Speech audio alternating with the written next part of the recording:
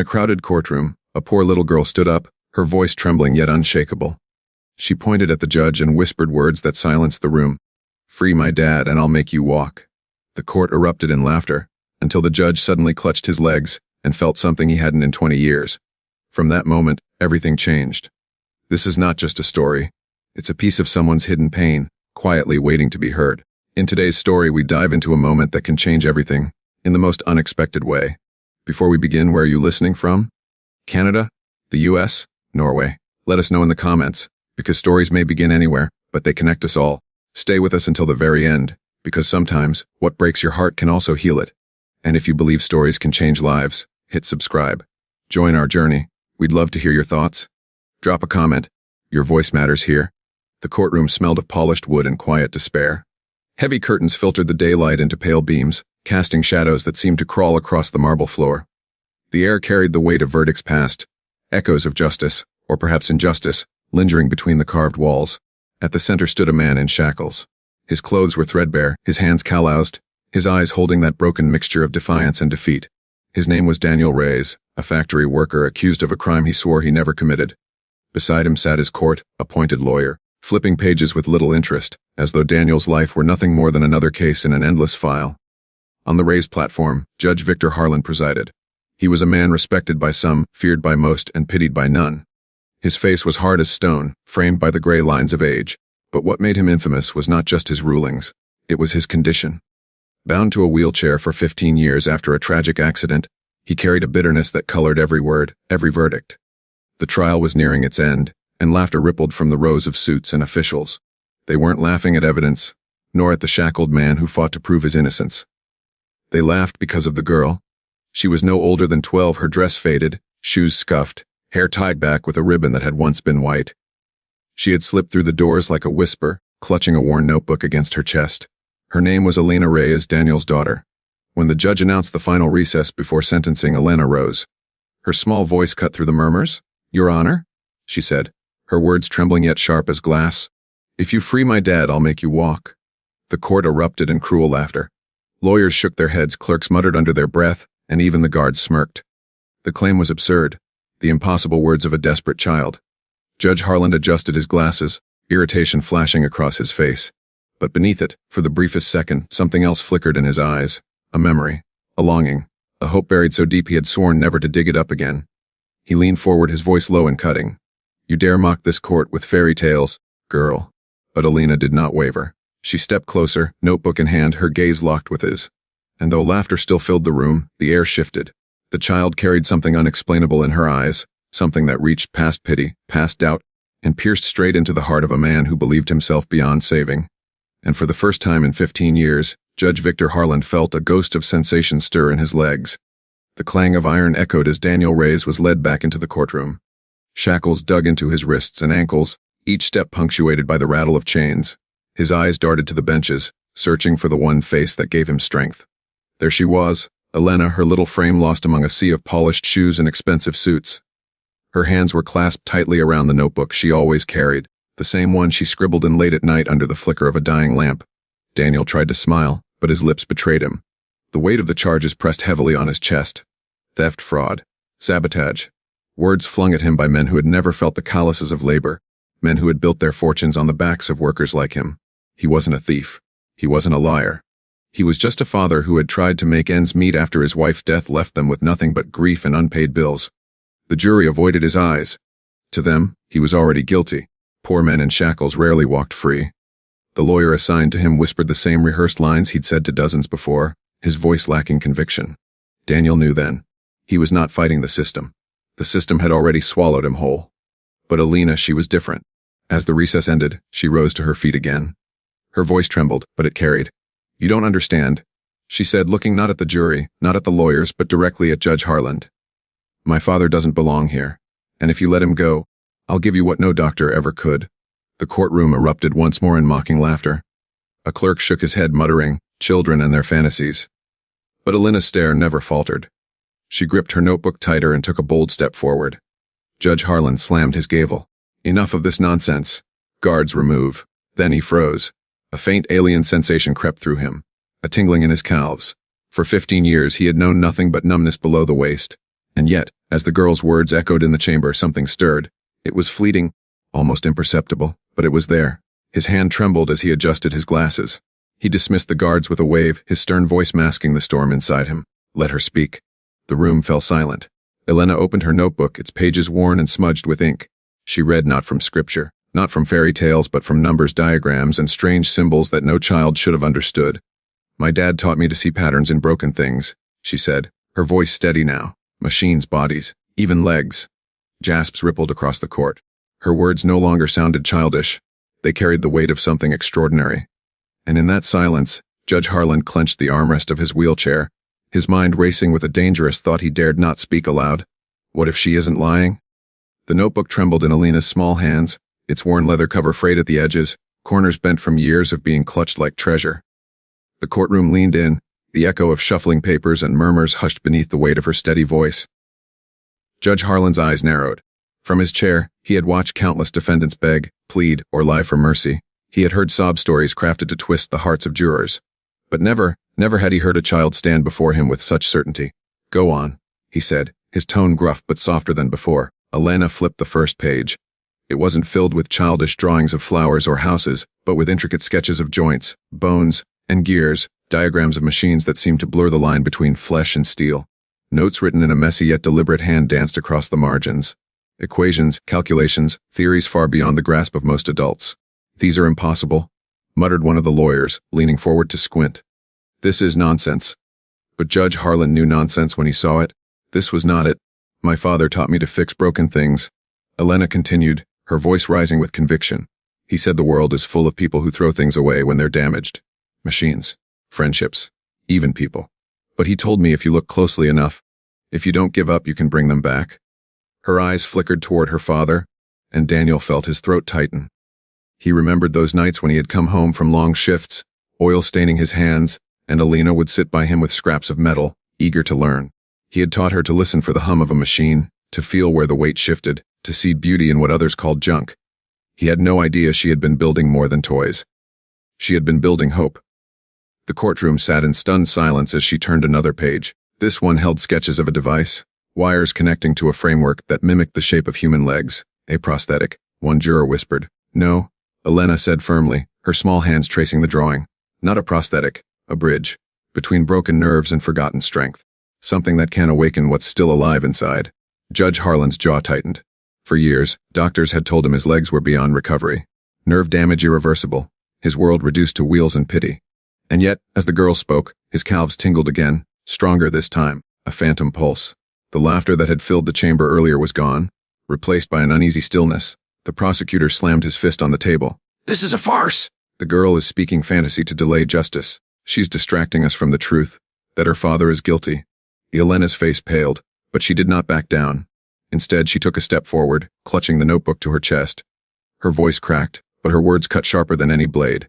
My father is innocent, and if you take him away from me, you'll never walk again. The threat, or promise, hung in the air, leaving the courtroom breathless. And in that moment, Judge Harlan realized with horror that he wanted her words to be true. The gavel struck once more, echoing through the courtroom like a heartbeat. Judge Harlan called for recess, though no one dared move right away. The words of the child still hung thick in the air, impossible to ignore. Elena clutched her notebook and sat back down, her chin trembling but her eyes fierce, while her father looked at her with a mix of awe and fear. Harlan's hands gripped the edges of his chair as the guards wheeled him toward his chambers.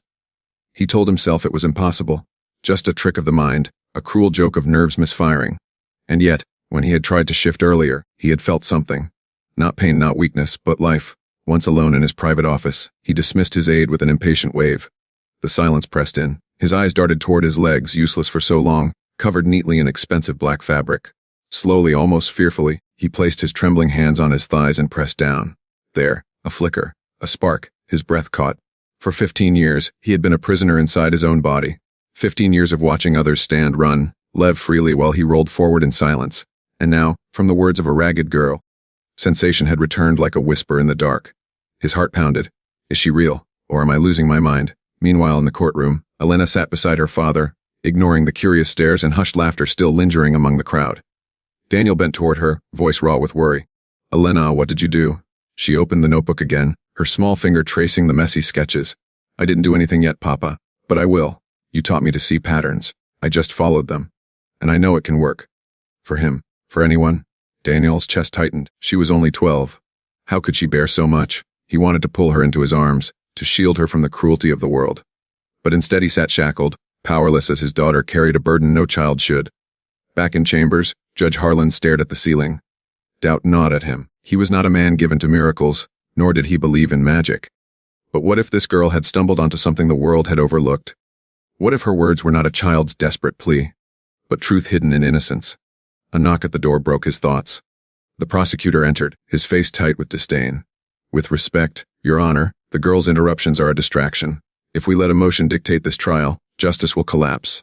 Daniel Reyes is guilty, and you know it. Harlan's eyes hardened. He should have agreed. He should have silenced the doubt, but instead, his voice came colder than the marble floor. Justice or convenience? He asked quietly. The prosecutor faltered, unprepared for such a question. Harlan turned his chair slightly, hiding the tremor in his hand. His mind screamed at him to dismiss the girl's words, but his body, the very legs he had mourned for years, refused to obey.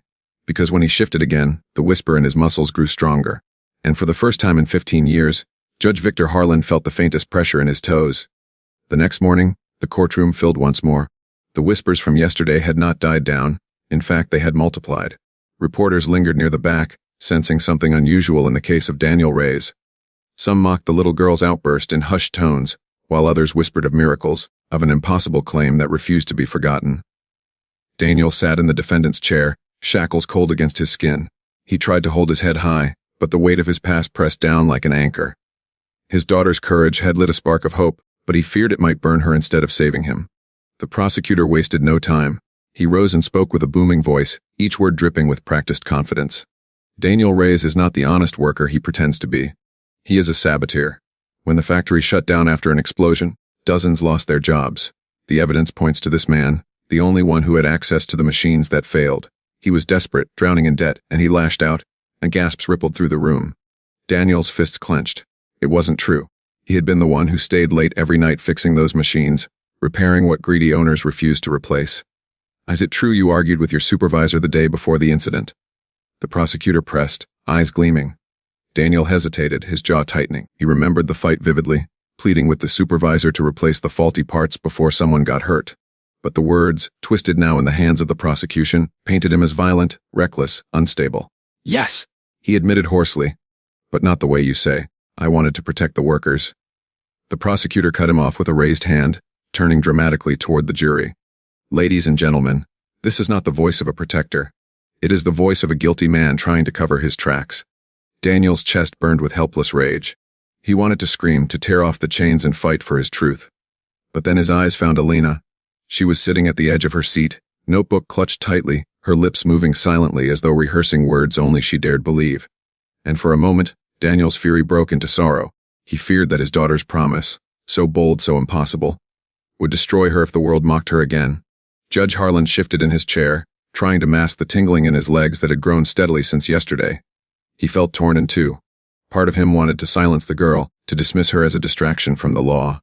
But another part, the part that still felt that ghost of sensation, knew the truth was not so simple. Then Alina stood again. You're lying, she cried, her small voice piercing the courtroom. All eyes turned. My father fixed those machines. I have proof. A gasp spread across the chamber. She opened the notebook to a page no one had yet seen, a set of detailed diagrams of the factory's failing systems, each marked with dates and notes her father had dictated to her at night. The prosecutor's confident smile faltered, and Judge Harlan, staring at the impossible precision of a child's drawings, felt something new ripple through his legs. Stronger, undeniable. The girl is telling the truth. That night, long after the court had emptied and the gavel's last echo had faded, Judge Victor Harlan remained in his chambers. He dismissed his staff, insisting on solitude. The silence was thick, broken only by the ticking of the grandfather clock in the corner. For years, this office had been his prison as much as his sanctuary. The shelves brimmed with law books that had guided his rulings, but none had offered him solace. He had convinced himself that he was a man of iron, unmoved by pity. Yet now, the words of a ragged 12-year-old girl threatened to unravel him. Harlan wheeled himself to the edge of his desk, his hands trembling. His legs had betrayed him for 15 years, and yet today, before the entire court, he had felt life where there should have been none. He stared at them now, at the stiff black fabric covering what he thought was dead flesh. His heart pounded. Slowly, cautiously, he pressed his palms against the armrests of his wheelchair and pushed downward. His muscles strained, his breath caught in his throat. Then it happened. A twitch, a tremor, his right foot moved. Harlan gasped, his composure shattering. He leaned forward, pressing harder. His legs quivered weakly, like a candle flame struggling against the wind. He sank back into the chair, sweat dampening his brow. It wasn't a dream. The girl's words had done something, awakened something. But how? He thought of her notebook, of those impossible sketches and formulas. He thought of her father, accused of sabotage. Yet the evidence she carried spoke of someone who had been trying to prevent disaster.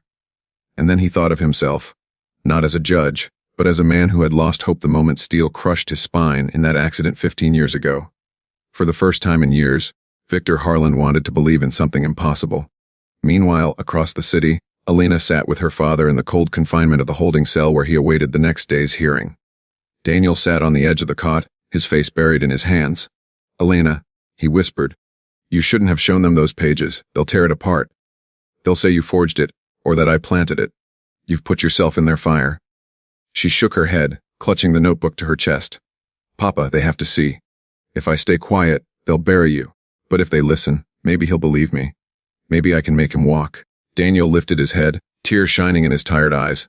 "You're just a child." Her gaze hardened, her small hands trembling as she held the book. "No, I'm your daughter, and that makes me stronger than they think." Back in chambers, Judge Harlan stared at his trembling foot, panic and hope colliding in his chest. His reputation was built on reason, on logic. If anyone discovered what he felt now, they would call him mad, or worse. They would say he had been compromised. But the whisper in his legs grew louder. And in that moment, Harlan made a dangerous decision. He would keep this secret, at least until the girl proved she could deliver the impossible. The following day, the courtroom felt different. The atmosphere was charged, as if every breath carried tension. Reporters crowded closer, pens scratching, cameras flashing. Word had spread, not of the trial itself, but of the little girl who dared to challenge the court, and the judge she had unsettled with a promise no child should have been able to make. Layla sat straight, backed on the wooden bench, her notebook pressed to her chest. Daniel's wrists rattled as the guard let him in, but his eyes went immediately to his daughter. She gave him the smallest nod, as if reminding him that no matter the chains, he was not alone. But behind the scenes, shadows moved. 3 men in dark suits lingered in the hallway, their presence unnoticed by most. They were representatives of the factory owners, the men whose negligence had destroyed lives, men who needed Daniel Reyes to be guilty, no matter the cost. If Elena's notebook was real, if her sketches proved sabotage had been caused by faulty equipment deliberately ignored, the trial would not only free Daniel, it would ruin them. "We can't let that notebook reach the jury," one of the men whispered, his jaw tight. "If the judge sees it as credible, we're finished. Then we deal with it," another said coldly. Inside, the trial resumed. The prosecutor strutted to the center, his voice sharp. "Your Honor, this so-called evidence from the child is nothing but scribbles in a schoolbook. It has no scientific foundation. Are we to let the fantasies of a little girl derail justice?" Elena's cheeks burned, but she stood anyway, clutching the notebook. "They're not fantasies. They're my father's work, and mine. I watched him fix those machines. I wrote everything down. If anyone had listened, the explosion would never have happened." The room murmured. Some jurors leaned forward, others shook their heads. Judge Harlan leaned back in his chair, hiding his trembling hands. He felt the faint pulse again in his legs, stronger now. Every time the girl spoke, it grew. For the first time, the possibility of truth overrode his skepticism. Against his better judgment, he turned toward her. "Bring the notebook forward," Harlan ordered. Gasps filled the chamber. Elena's eyes widened, but she obeyed. She approached the bench slowly, her small hands offering the worn leather book as though it were sacred. The prosecutor bristled. "Your Honor?" "Enough," Harlan snapped. His voice was steady, but inside he was shaking. He opened the notebook. His eyes scanned the pages, and for a moment, the courtroom seemed to dissolve around him. He saw formulas that mirrored medical diagrams he had once studied in desperate search of a cure. He saw designs that felt possible, too possible. He closed the book and stared at the girl. Something inside him whispered she could be the key. But before he could speak, chaos erupted. One of the men in dark suits stormed forward, his voice sharp and commanding. "This evidence is irrelevant and inadmissible. That notebook is nothing but lies." The guards moved to block him, but the man's interruption had already sent ripples of fear through the room. Layla froze, her knuckles white around the empty air where her notebook had been moments ago. Because when she turned back to the bench, she saw it. Her notebook was gone. Judge Harlan's eyes widened. Somewhere in the confusion, the evidence had vanished. And suddenly, Elena realized someone powerful was willing to destroy everything to keep her father in chains. The courtroom dissolved into shouts and confusion. Elena spun in circles, her eyes darting desperately across the polished floor, the benches, the judge's desk, anywhere the notebook might have fallen. But it hadn't fallen, it had been taken. She knew at the moment her trembling hands reached out and touched nothing but air. Her chest constricted, panic clawing at her throat. That notebook wasn't just paper and ink, it was her father's truth, his freedom, their last fragile hope. Without it, he was doomed. "Where is it?" she whispered, her voice breaking. The prosecutor smirked knowingly, though he said nothing. The men in the dark suits shifted in the back, their eyes hard as stone. Daniel, shackled and helpless, pulled against his restraints. "Lena?" His voice cracked with desperation. "Stay calm." Don't, but how could she? Every eye in the courtroom burned into her, some with pity, others with ridicule. Her cheeks flushed hot, tears pressing at the corners of her eyes. She was just a child, and yet the weight of saving her father now threatened to crush her entirely. In chambers later, Judge Harlan sat alone, his mind storming. He had felt the notebook in his hands, had seen the impossible precision of its contents. And then, as if by design, it had vanished before he could act. Coincidence? No, it was sabotage clear as day, his hands curled into fists. He knew corruption when he saw it, he had sentenced men for less. But this was different. This was personal. The girl's words still echoed, "Free my dad and I'll make you walk."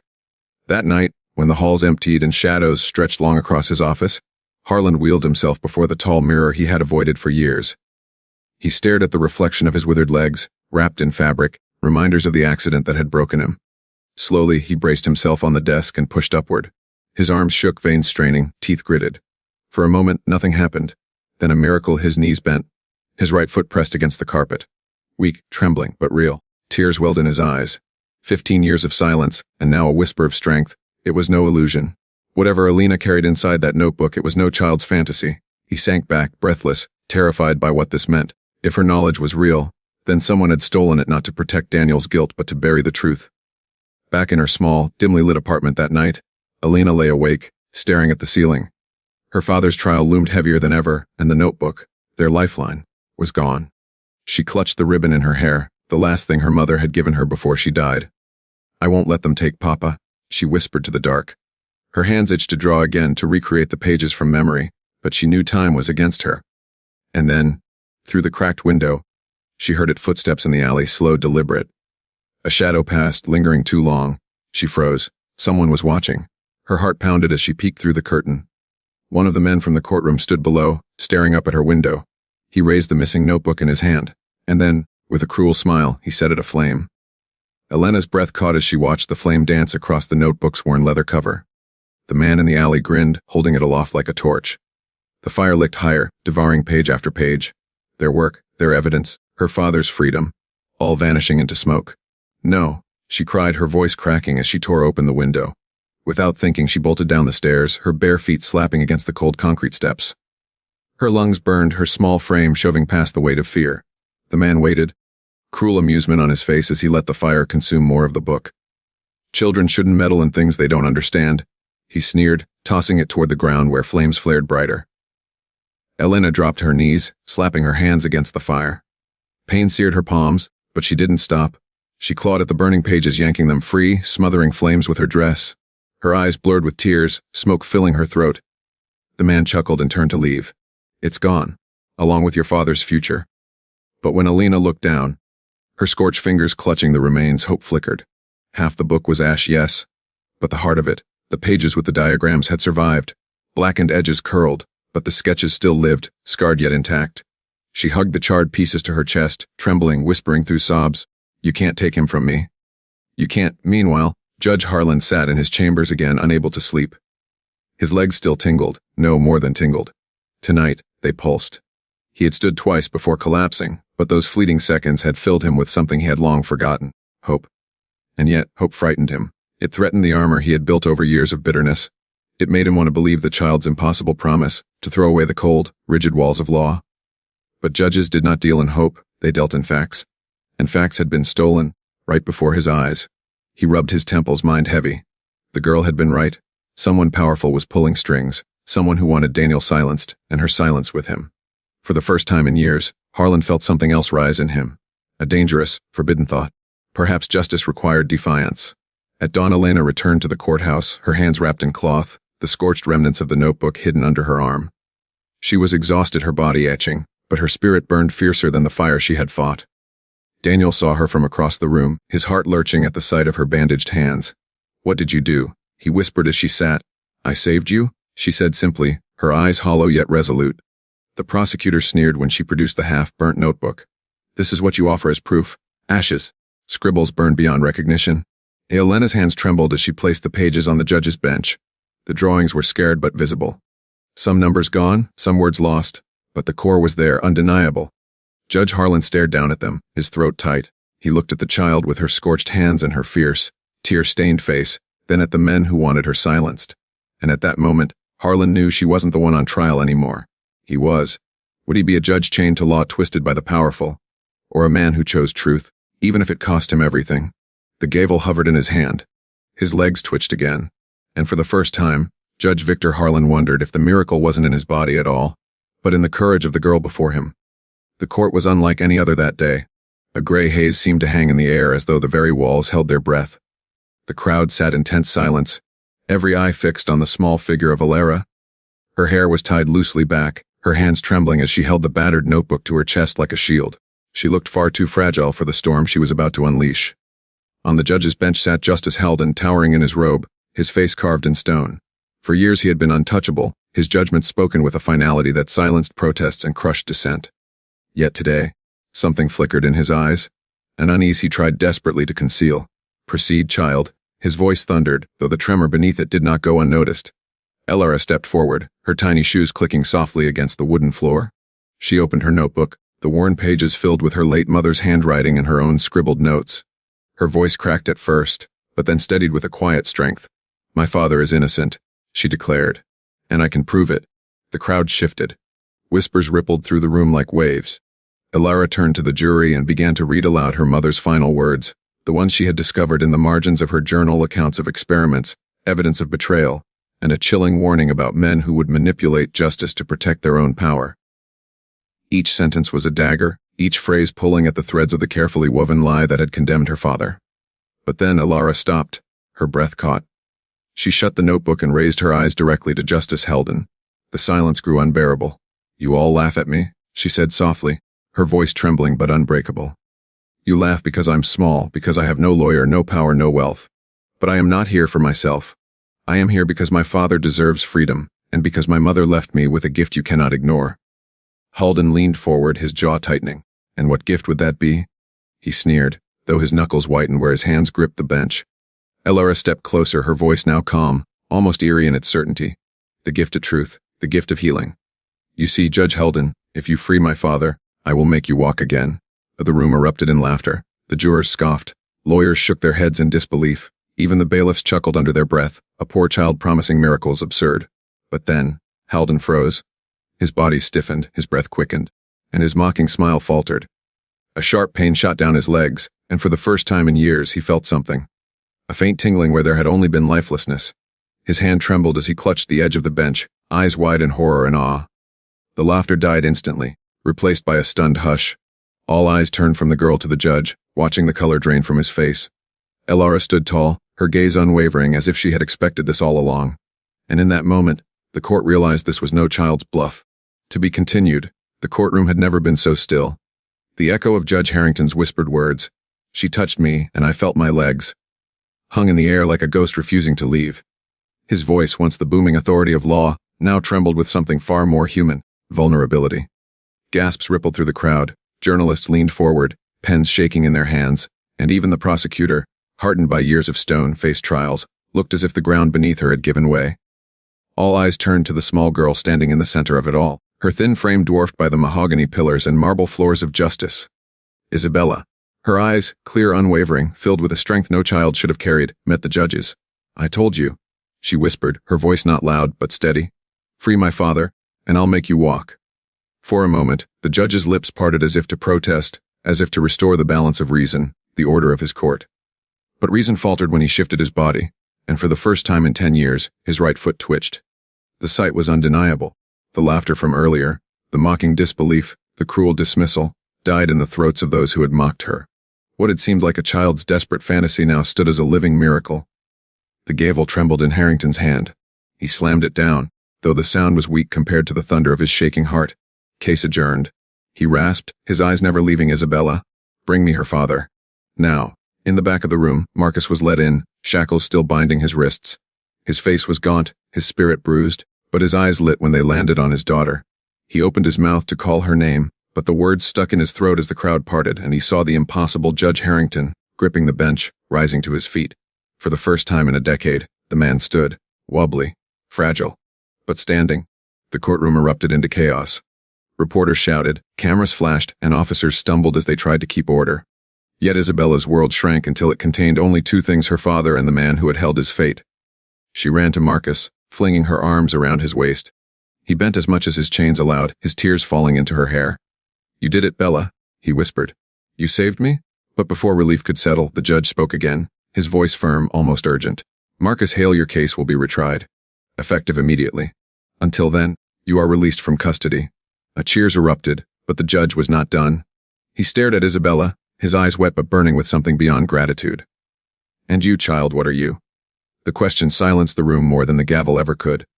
Isabella looked up, her expression calm, almost ancient, as if she carried knowledge beyond her years. She placed her small hand over her heart and said only one thing: I am my father's promise. The words struck the judge harder than any miracle. He stumbled, knees buckling, not from weakness, but from the crushing weight of his own guilt. 10 years he had sat in that chair, convinced justice was blind, convinced mercy was weakness.